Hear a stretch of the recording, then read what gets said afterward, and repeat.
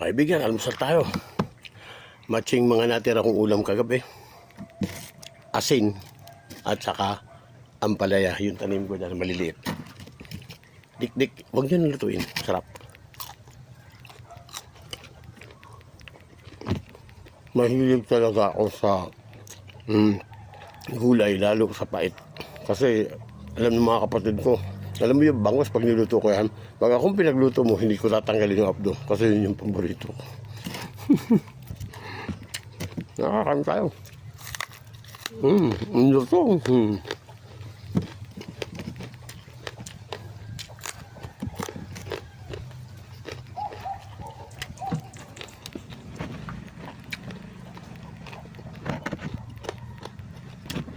Sarap.